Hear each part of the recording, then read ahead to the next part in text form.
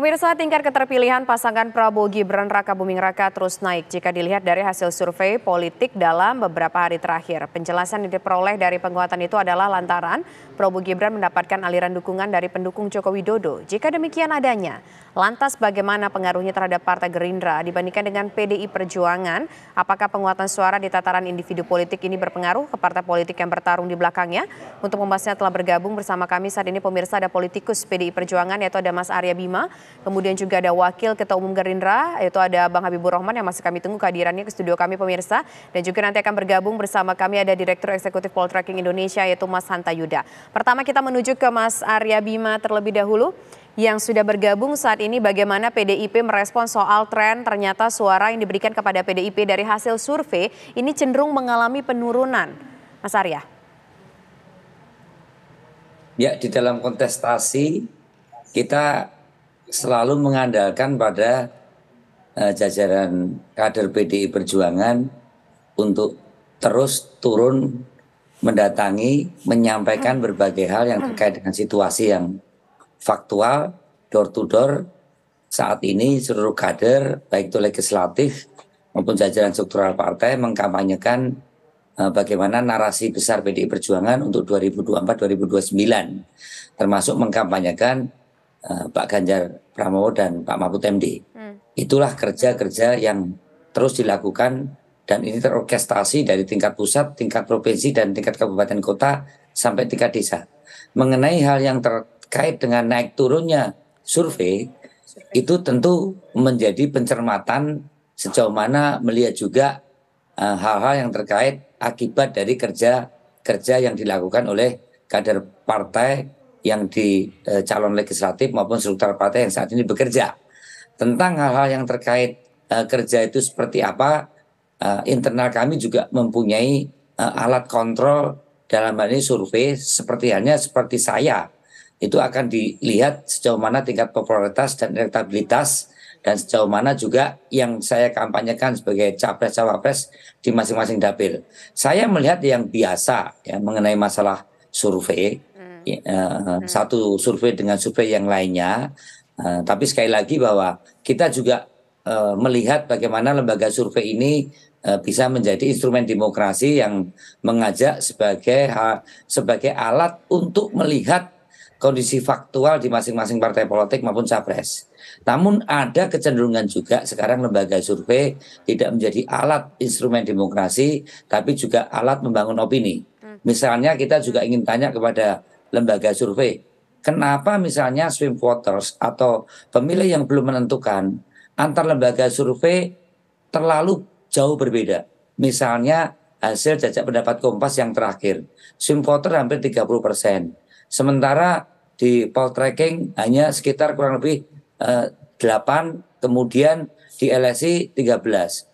Semacam ini kami dari partai politik justru bertanya-tanya kenapa dengan metodologi, dengan pengambilan sampel yang bisa bertanggungjawabkan secara akademis, hasil yang belum memutuskan selisihnya begitu jauh antara 8, 13 dan hampir 30%.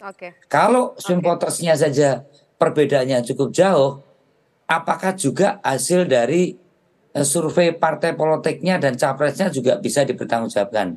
Saya kira ini yang kadang jangan sampai lembaga survei menjadi distrust buat kami, karena sebenarnya lembaga survei ada cerminan bagian dari alat evaluasi masing-masing partai politik juga capres di dalam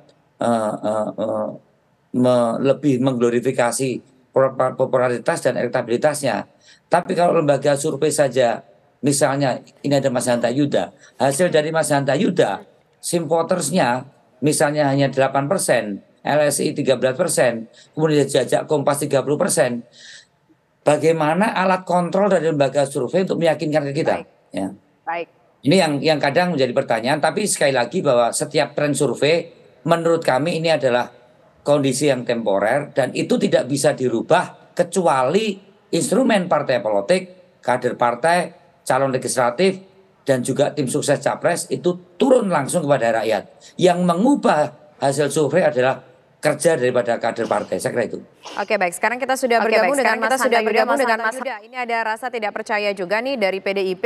Ini survei ini kok kayaknya jangan ada unsur kayaknya kurang dipercaya lah gitu kalau kita tangkap tadi dari bahasanya Mas Arya Bima tadi. Bagaimana kemudian survei untuk melihat atau lembaga survei melihat rasa tidak percaya dari PDIP? Ini masih bersifat temporer, bukan sesuatu yang pasti begitu, Mas Hanta Yuda. Ya, Tisa, Mas Bimo, survei ini bukan dilakukan hanya hari ini. Kami juga sekerap melakukan survei, termasuk PD Perjuangan itu menggunakan survei poltreking untuk pilkada dan sebagainya. Dan kita pernah juga merilis Mas Ganjar nomor 1 posisinya, kemudian ada Pak Prabowo dan sebagainya. Jadi survei itu adalah memotret tren hari ini. Betul, dia dinamis, bisa berubah dan seterusnya. Tapi memang survei itu saya ingin meluruskan bahwa ada 4 poin yang penting. Pastikan survei itu dilakukan. Karena ada yang nekat.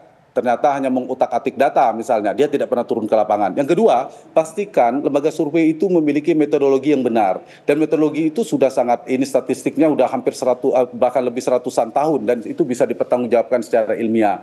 Dan itu saya kira hampir lembaga bisa melakukan. Yang ketiga, kawal proses metodologi menghindari error teknisnya, maka dikawal proses pengambilan datanya dengan baik. Dia harus kompeten, harus capable. Dan yang keempat, kalau sudah dikawal, metodologinya bagus, kemudian proses di lapangannya dilakukan dengan baik, maka harus disampaikan dengan jujur, dengan apa adanya, kemudian tidak boleh dengan integritas tinggi. Itu yang paling penting. Seperti saya katakan, dan karena itu gampangnya, silakan dibuka rekam jejak survei itu. Saya sering mengingatkan, memang kita harus sabar menunggu hasil pemilu 2024 bagaimana hasilnya. Kami memprediksi dinamika Pilpres 2019 itu masih ada di media banyak sekali. Itu diurutkan semua lembaganya dan alhamdulillah bisa dibuka pada saat itu oleh lembaga lain, kemudian menyusun berapa marginnya dengan survei terakhirnya dengan Pilpres 2019. Alhamdulillah poltreking pada saat itu Mas Bimo selisihnya 1% bahkan kurang dari 1%. Termasuk banyak lembaga yang disebutkan oleh Mas Bimo dan itu bisa dibuka 2019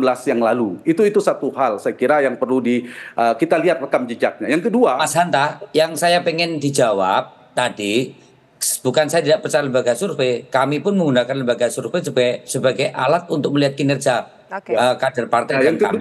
Undecided voter saya Pak Mas Bimo. Ya, undecided voter itu kenapa ada yang 13, ada yang 8, ada yang 30%. Oke. Ya, yang pertama kita tahu pemilu itu kan berlangsung sudah semakin dekat. Logikanya Mas Bimo itu semakin sedikit orang yang belum menentukan pilihan. Jadi dalam survei kita melakukannya itu didalami betul, menghindari jangan sampai si surveyor mengisi sendiri. Dan kita bahkan mendalami 100% yang sudah kita wawancarai itu dikonfirmasi lagi. Bahkan lebih dalam. Kita melakukan metode simulasi kertas suara, Mas Bimo.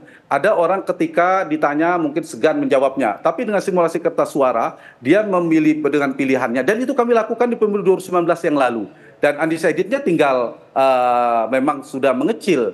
Jadi menurut saya, soal itu tidak bisa kita kemudian menyimpulkan bahwa yang kenapa ini beda dan beda? Pada posisi ibarat laboratorium, kita bisa mempertanggungjawabkan dan harusnya saya balik ke Mas Bimo. Mas Bimo tanya, kenapa kok undecided-nya masih orang belum menentukan pilihan masih 30%, padahal pemilu tinggal 2 bulan lagi. Saya balik gitu. Kan ceritanya kalau nggak salah dari berbagai macam lembaga itu kan tinggal 10%, tinggal 5%. Yang saya ingin dijelaskan itu mengapa antar lembaga survei undecided votersnya yang belum menentukan itu perbedaannya sangat jauh. Tadi saya katakan, misalnya LSI ada 13. Kemudian Mas Jadi Hanta sebenarnya Mas Bimo, izin saya menjelaskan. Kita dengar dulu jawaban dari Mas Hanta, Cuma Mas ada Arya. yang tinggi, ya hanya satu tinggi itu di Litbang Kompas. Karena itu Mas Bimo mungkin perlu bertanya ke Litbang Kompas, kenapa undecided-nya masih 8%. Sementara lembaga lain itu tinggal 5% dan sebagainya. Ya, jadi semakin mendekati pemilu semakin mengecil. Semakin mengecil. Ya, dan ini kenapa ada lembaga survei yang masih 30%-an? Nah, yang kita bisa deteksi Mas Bimo di poltreking itu yang masih mungkin mengubah pilihan. Jadi kita dalami, ada sekitar 28% yang bisa mengubah pilihan, artinya swing. Bedakan ya, betul. Undecided itu sudah kecil, satu di survei poltreking, indikator, lembaga survei Indonesia, lingkaran survei Indonesia, dan lain sebagainya, itu memang angkanya sudah di 1 digit, di bawah 10%. Ya, 1 digit. Ya. Yang banyak, yang besar, ini yang saya hanya itu memang ada mempertanyakan. satu. di rekan-rekan kita di Kompas. Tapi kalau misalnya di Kompas itu, teman-teman kita di Litbang Kompas itu dibuat semacam diproporsikan yang tidak menentukan pilihan itu, digabungkan aja ke Ganjar dan ke siapa, ke Anies, itu juga tidak masih jauh ya marginnya dengan Prabowo. Atau misalnya di hari H tidak ada lagi kan undecided-nya Mas Bimo, dibagi rata saja secara proporsional, maka perolehan Prabowo yang misalnya dianggap tinggi di beberapa lembaga survei 42 sampai 45, maka di Kompas itu bisa 49% loh. Kalau undecided-nya itu dibagi proporsional bisa 48 sampai 49%. Poinnya saya apa? Nggak bisa begitu, Pak. Itu Pak Anta buat opini. Mohon maaf Pak Wajenta. Pak Anta tidak boleh berpikir, mohon maaf, Anda sebagai seorang kapasitas intelektual tidak bisa. Undecided voter dibagi proporsional, tidak bisa. Anda beropini. Itu seandainya survei bicara hasil survei. Anda tidak boleh beropini. Kalaupun yang di Kompas itu kita samakan dengan yang kita, jangan lupa jarak antara Prabowo dan Ganjar itu jauh lagi di Kompas itu. Masih mending di kita itu di tempat saya 27% Ganjar Pranowo. Di indikator misalnya kalau diperhatikan 24%. Di Kompas kalau nggak salah 15%. Nah disinilah saya kira silakan. Tapi hanya saya mengkritisi Anda membagi secara proporsional. Itu tidak boleh. Ketika membagi secara proporsional itu opini. Mengumumkan lagi menang Ganjar, kami pernah ngomong Ganjar itu sepanjang tahun. Jadi wajar, saya tidak apa-apa respon dari nanti Pak di segmen politisi selanjutnya. seperti Mas Bimo, wajar kalau kemudian tiba-tiba ketidakpercayaan. Tapi saya pastikan, saya bukan tidak percaya ya. Mohon maaf, saya bukan tidak percaya. Salah itu tadi. Saya meluruskan Mas Bimo, jangan dikatakan bahwa undecided beda-beda. Enggak. Undecided sudah mengecil semua. Ada satu survei belakangan ada besar. 30. Nah, karena itulah Mas Bimo bertanya kepada yang banyak itu. Harusnya saya balik dong pertanyaannya. Lembaga kontrol antar lembaga survei apa ada gitu loh Mas. Baik. Pertanyaan selanjutnya adalah ini kan kita berdebat soal metodologi begitu ya. Ini sangat saintifik sekali. Tapi pertanyaan selanjutnya lah kita ingin tahu dan ini juga tentunya menjadi pandangan bagi PDIP ke depannya. Bagaimana tren selanjutnya? Kalau kita lihat ini akan kalau kita lihat dari waktu ke waktu terjadi tren penurunan dari PDIP. Kemudian kalau kita lihat Gerindra terjadi sedikit kenaikan meskipun dari hasil survei dari yang dilakukan oleh Mas Hanta Yuda tadi PDIP masih di angka 22,2%, Gerindra 18,3%. Nah, walaupun masih di bawah PDIP, tapi bagaimana tren selanjutnya? Sebelum menuju ke sana, saya ingin mendengar suara dulu deh dari Mas Habib yang sudah bergabung bersama kami. Melihat tren justru walaupun Gerindra masih di bawah PDIP, tapi sudah mulai naik nih suara partai keseluruhan, Mas Habib. Ya, tentu kita mengapresiasi ya lembaga-lembaga survei ini dengan berbagai variasi angkanya yang sebetulnya tidak terlalu jauh, hanya soal undecided di Kompas itu, Litbang Kompas yang memang agak besar. Tapi memang saya sedikit bahas ya. Memang ada teorinya juga bahwa yang belum memutuskan itu ada kemungkinan yang cukup besar sama proporsinya dengan yang sudah memutuskan. Jadi kan misalnya 26 ya. Di Pak Prabowo itu 40%. Jadi 40% dari 26 itu kan sekitar ya 12-13%. Jadi dengan demikian kami optimis sekali melihat tren ini ya, baik Pak Prabowo maupun Partai Gerindra. Partai Gerindra selama ini stabil di posisi atas setelah PDI Perjuangan. Nah, ketika elektabilitas Prabowo Gibran meroket, otomatis sangat wajar kalau Partai Gerindra juga tinggi ya. Bahkan ada beberapa lembaga survei 1 atau 2 kalau nggak salah yang bahkan Partai Gerindra saat ini sudah di atas PDI Perjuangan. Nah, tentu ini menyenangkan tetapi tidak membuat kami besar kepala ya.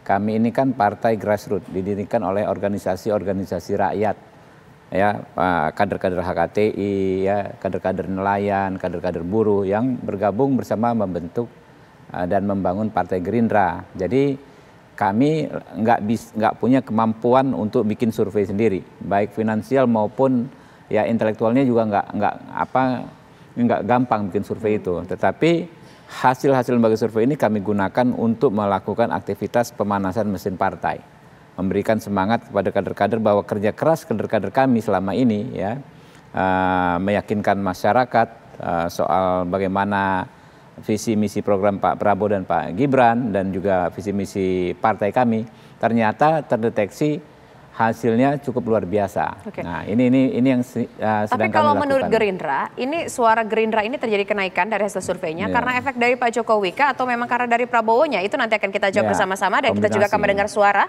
dari Mas Hanta Yuda seperti apa analisisnya termasuk juga nanti dari Mas Arya Bima dari PDIP. Sesaat lagi tetaplah bersama kami.